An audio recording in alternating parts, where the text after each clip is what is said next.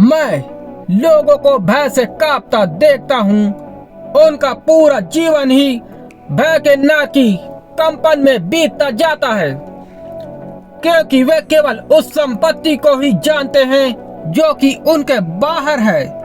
बाहर की संपत्ति जितनी बढ़ती है उतना ही भय बढ़ता जाता है, जबकि लोग भय को मिटाने को ही बाहर की संपत्ति के पीछे दौड़ते हैं। काश उन्हें ज्ञात हो सके कि एक और संपदा भी है जो कि प्रत्येक के भीतर है, और जो उसे जान लेता है वह निर्भय हो जाता है। अमावस की संध्या थी, सूर्य पश्चिम में ढल रहा था और शीघ्र ही रात्रि का अंधकार उतर आने को था। एक वृद्ध सन्यासी अपने युवा शिष्य के साथ वन से निकलते थे। अंधेरे को उतरते देख उन्होंने युवक से पूछा, रात्रि होने को है, बीहड़ वन है, आगे मार्ग में कोई भय तो नहीं है?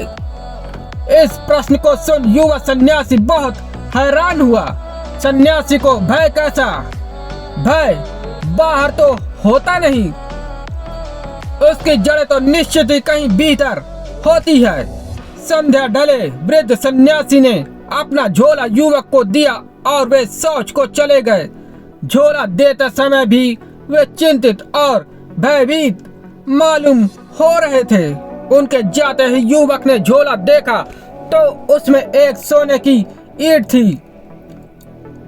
उसकी समस्या समाप्त हो गई, उसे भय का कारण मिल गया था। वृद्ध ने आते ही शीघ्र झोला अपने हाथ में ले लिया और उन्होंने पुनः यात्रा आरंभ कर दी। रात्रि जब और सघन हो गई और निर्जन वन पथ पर अंधकार ही अंधकार शेष रह गया, तो वृद्ध ने पुनः वही प्रश्न पूछा। उसे सुनकर युवक हंसने लगा और बोला, आप अब निर्भय हो जाएं, हम भय के बाहर हो गए हैं। वृद्ध ने आश्चर्यचकित होकर युवक को देखा और कहा, अभी वन कहाँ समाप्त हुआ है? युवक ने कहा, वन तो नहीं, भय समाप्त हो गया है, उसे मैं पीछे कुएं में फेंक आया हूँ। यह सुन वृद्ध ने घबराकर अपना झोला देखा, वह तो सोने की जगह पत्थर की ईंट रखी थी। एक क्षण को तो उसे अपने हृदय की गति ही बंद होती प्रतीत हुई, लेकिन दूसरे ही क्षण वह जाग गया और वह अमावस की रात्रि उसके लिए पूर्णिमा की रात्रि बन गई।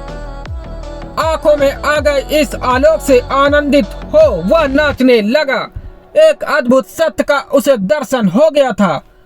उस रात्रि फिर वे उसी वन में सो गए थे, लेकिन अब वहाँ ना तो अंधकार था ना ही भय था। संपत्ति और संपत्ति में भेद है। वह संपत्ति जो ब्रह्म संग्रह से उपलब्ध होती है वस्तुतः संपत्ति नहीं है। अच्छा हो कि उसे विपत्ति ही कहें। वास्तविक संपत्ति तो स्वयं को उघाड़ने से ही प्राप्त होती है। जिससे भय आवे वह विपत्ति है, और जिससे अभय उसे ही मैं संपत्ति कहता हूँ।